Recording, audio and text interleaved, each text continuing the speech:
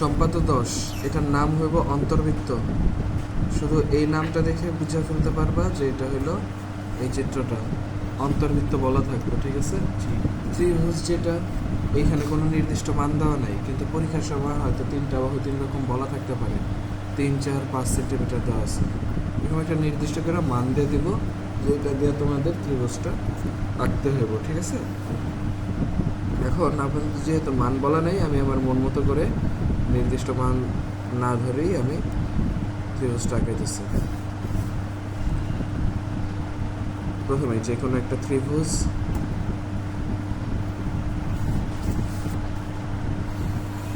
মান দেওয়া থাকলে একটু সুবিধা, নির্দিষ্টভাবে মিলে। মান না দেওয়া থাকলে মাঝে মাঝে ঝামেলা হয়ে যায়।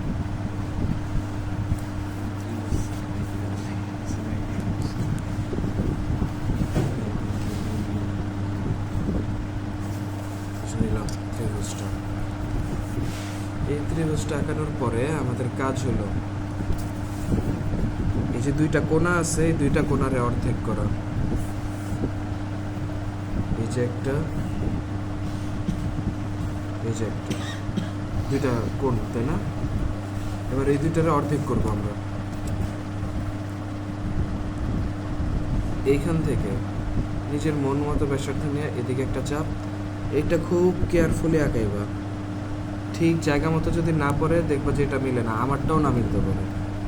এই যে একটা, এই যে একটা, এবার এইখান থেকে একটা, ব্যাস কোনগুলারে অর্ধেক করা হলো, তাই না? এবার আমার কাজ হইব এদিকটা দাগ টানা, তাহলে কোনটা অর্ধেক হইব।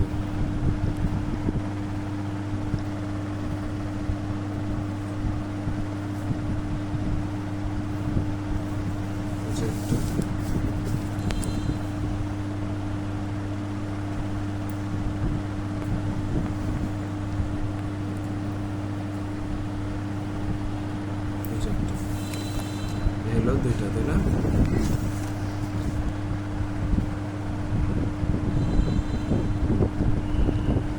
এবার এখান থেকে একটা নৌকা আঁকাইতে হইব, শেখ হাসিনার নৌকা আর কি, ঠিক আছে। দেখছো কোন বিন্দু থেকে আঁকাইছি? এই নৌকাটা আঁকানোর পরে নৌকাটারে 2 ভাগ করে ফেলতে হইব।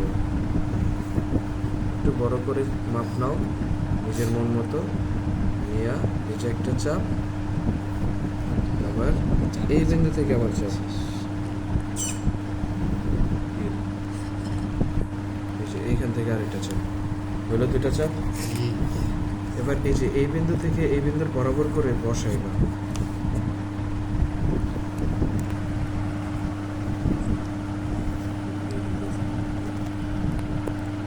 পুরোপুরি এই বিন্দু থেকে এই বিন্দু মতো বসাইলাম, দেখতেছো সবাই? এতটুকু বসানোর পরে আমি অতটুকু পর্যন্ত দাগ দিব না, দাগ দিব খালি এতটুকু পর্যন্ত, ঠিক আছে। জাস্ট ওইটার বরাবর করে এটার বরাবর করে বসাইলাম আমি, যাতে সমান হয় দাগটা, ঠিক আছে। এরপর আমার যেটা করতে হবে, এই যে এই পার্টটাই সবচেয়ে গুরুত্বপূর্ণ। এইখান থেকে এই পর্যন্ত ব্যাসার্ধ নিয়ে এখন বৃত্ত আঁকাইতে হইব, দেখতে হইব পুরোটা মিলছে কিনা।